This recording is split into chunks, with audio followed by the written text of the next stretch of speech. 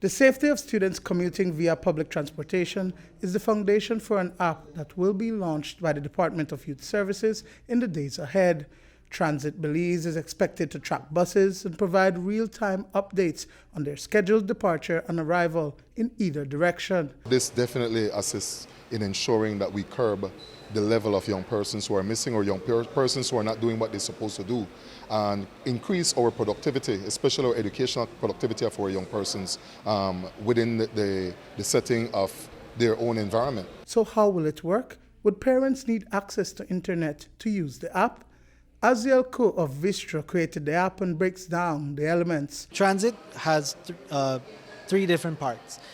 There's a Conductor's version that they use for the kids, they use to scan a specific ID. That app uses an image processing software. Once they do that, the parent app gets notified through their account that their child is already on the bus. So it's not an account that is linked to any social security accounts. It's a new ID that the Department of Youth Services will be giving to them, so that even if someone gets access to that, the IDs don't do anything other outside that than the app. And so a parent can see when their child has gotten on the bus, and when they have arrived at the bus, both when they go to school and they come back from the school.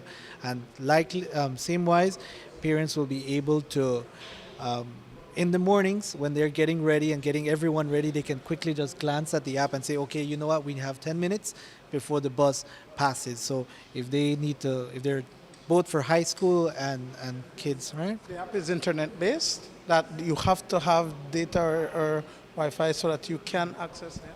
For parents, no.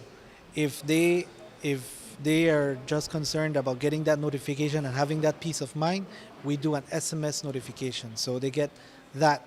But if they want to see an actual location in real time, then they do need data to access that information. Director Kevin Cadle explains that the Department of Youth Services intends to see the electronic application rolled out across the country for the start of the new school year in September. We recognize that parents need to be involved, schools need to be involved, the transport system needs to be involved.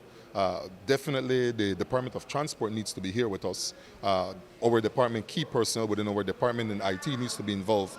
The police needs to be involved with this whole concept. LIU definitely is going to be involved with it because they're our partners as well as all the stakeholders, especially UNICEF. Needs to be involved. Also in attendance today were representatives from the Department of Transport. Senior Transport Planner Shanoy Gentle says that as the department seeks to reform the transportation industry, they are looking at available opportunities to include technology in the process. Currently, transport is actually in the process of our own reform. So we're looking for ways whereby we can also improve the industry that we are in for our commuters and our operators as well.